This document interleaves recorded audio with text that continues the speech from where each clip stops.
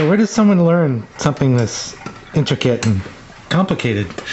Well, I mean, I've been doing it a long time. My brother was in the business when I was growing up. He had a shop in Wellesley for many, many years.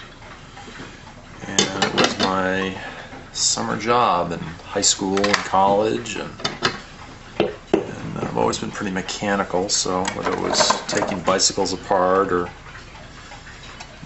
building tree forts or all kinds of things. And so when you get used to being mechanical, it just sort of comes naturally.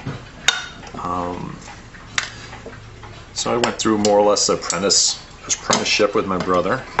And then went off to do other things I went to college for. So I did this part-time for many years. Enjoyed doing it more than what I did as a career. So we've had this shop now, well, we've been in Holliston now 7 years. And we've had a shop, full-time shop for over 10. So keeps me busy. And what are you working on now? This is a Dutch grandfather clock, early Dutch clock. It's 1780 era-wise, maybe a little earlier. Wow. The Dutch clocks are kind of neat because they're quarter strike movements, which means they strike on bells each quarter. And then they also have, if you look at the dial, they have a calendar and a day of the week, and some of them are extremely intricate as far as the amount of information that is given right on the clock. In a lot of ways, if you think about it, clocks were the highest technology of the day. They did the most, sort of the computer of the day. If you owned a clock, especially a really good clock, you were a fairly well-to-do person. How do clocks from this clock's era compare to clocks of today? Well, there's no comparison at all. Things today, generally the things you can buy today are not intended to be repaired. They're generally, replaced, just like anything else of today's society, unfortunately.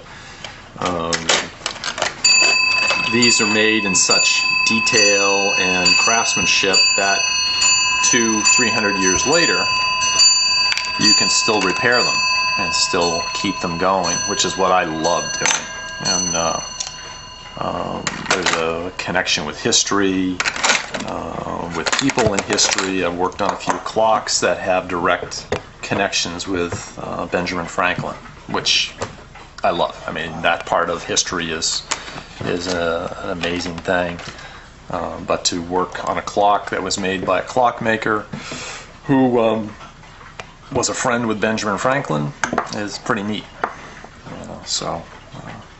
Plus, your workspace is never quiet. No, it is not. It is not. I actually notice it when it does get quiet and I need to wind some clocks. Things, by the end of the week, things are starting to get a little quiet, and I have to run around and wind about 50 to 100 clocks, and it takes a while. So, but it's fun.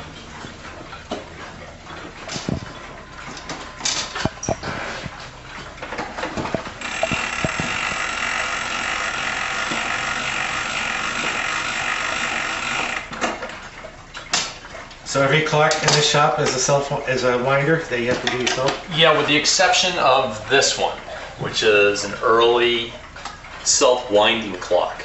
It originally would have had dry cells in it that you used to be able to get, and once every about 20 minutes it would wind itself.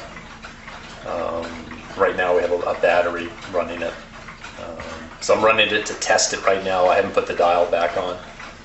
But it's pretty fascinating to see the beginnings of the transitions between key wound and electric, and as technology changed, we adapted just like they do today.